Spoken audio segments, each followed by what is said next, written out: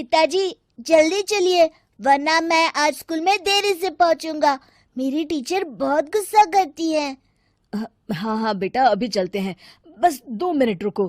तभी रमेश की पत्नी कमरे से बाहर आती है और रमेश से कहती हैं, सुनिए जी, आज शाम को आप ऑफिस से जरा जल्दी घर आ जाइएगा। याद है ना, आज आपको मुझे शॉपिंग कराने के लिए लेकर जाना है। अरे भाग्यवान, इस महीने हाथ जरा तंग है। मेरी मानो तो शॉपिंग का विचार कुछ दिनों के लिए अपने दिमाग से निकाल ही दो। मैं तुम्हें अगले महीने पक्का शॉपिंग कराने ले जाऊंगा। अभी मुझे चलना चाहिए, वरना राजू को स्कूल पहुंचने में देर हो जाएगी। देखिए जी, अब आपके ये बहाने पुराने हो चुके हैं। मैं कुछ नहीं जानती। आज शाम को मुझे शॉपिंग करने जाना है, मतलब जाना है। आगे आपकी मर्जी। अच्छा ठीक है भाग्यवान, अब तुम पूरा घर सर पर मत उठाओ, मैं कुछ करता हूँ। इतना कहकर रमेश अपने बेटे राजू को लेकर वहां से चला जाता है। घर से निकलने के लिए रमेश जैसे ही अपनी मोटरसाइकिल शुरू करता है, तभी उसकी माँ उसे आवाज देकर कहती है, अरे रमेश, आज शाम को मुझे कुछ पैसे दे देना। याद है ना, मैंने तुझसे कहा था कि मुझे मंदिर में चढ़ावा चढ़ाना है। अरे माँ, मेरी तनख्वाह आने में अभी 10 दिन बचे हैं। अभी मेरे पास बिल्कुल पैसे नहीं है। हाँ, मेरी तनख्वाह मिलते ही मैं तुम्हें पैसे दे दूंगा। रमेश की माँ चिढ़कर कहती हैं, अरे तेरा दिमाग तो खराब नहीं हो गया? मैंने तेरे भरोसे मंदिर के पुजारी जी से वादा कर दिया है और तू कह रहा है कि पैसे नहीं है। अब मैं पुजारी जी को क्या जवाब दूंगी? तुझे तो मेरी इज्जत की भी कुछ परवाह नहीं है। अच्छा ठीक है माँ, अब तुम गुस्सा मत करो, मैं शाम तक कुछ इंतजाम करता हूँ। इतना कहकर रमेश वहां से चला जाता है। फिर दोपहर को जब रमेश अपने दफ्तर में बैठा होता है, तब उसे अपनी पत्नी और माँ की बातें याद आती हैं।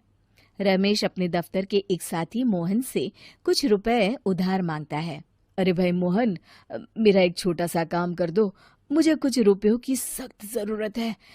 मुझे कुछ दिनों के लिए क्या तुम रुपए उधार दे सकते हो? अरे रमेश भाई, मैं तुम्हें पैसे उधार तो दे सकता हूँ, लेकिन मुझे वक्त पर पैसे लौटा देना। वैसे भी मेरा मानना है कि दोस्ती यारी में कभी पैसों का व्यवहार नहीं करना चाहिए।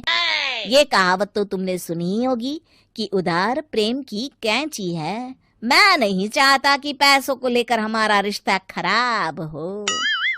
अरे मोहन, तुम बिल्कुल चिंता मत करो, मैं तुम्हारे पैसे वक्त पर लौटा दूंगा।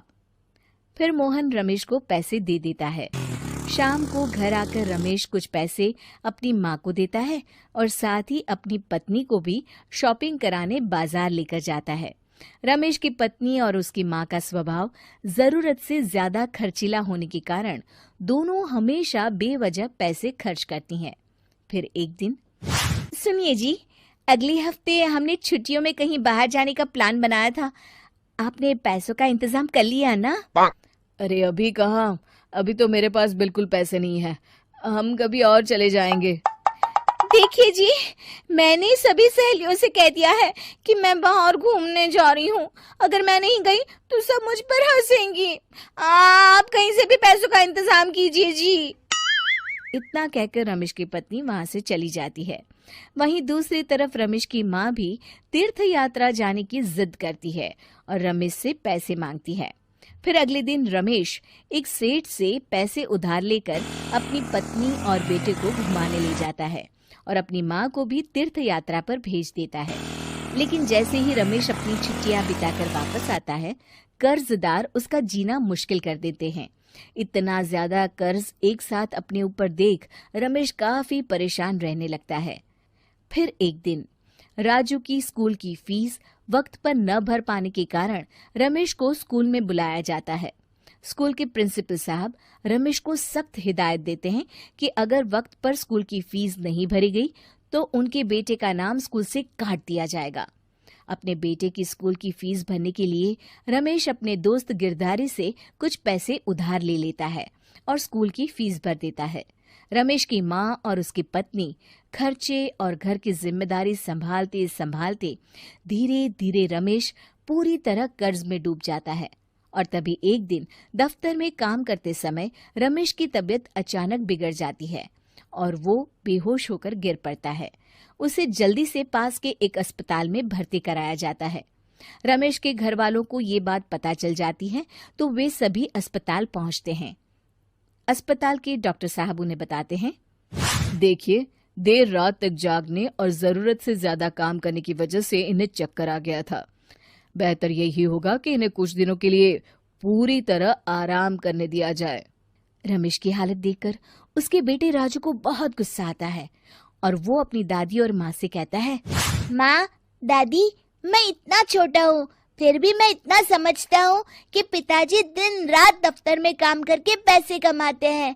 पिताजी अकेला पूरा घर संभालते हैं और आप दोनों अपने फिजूल के खर्चों के लिए उन पर दबाव डालते रहते हैं। आज पिताजी की हालत के जिम्मेदार तो आप दोनों हैं। राजू की समझदारी भरी बातें सुनकर रमेश की माँ और पत्नी को अपनी गलती का एहसास होता है और दोनों की आंखों में आंसू आ जाते हैं। फिर कुछ दिनों के बाद रमेश की तबीयत एकदम अच्छी हो जाती है और वो पहले की तरह अपने काम पर जाने लगता है।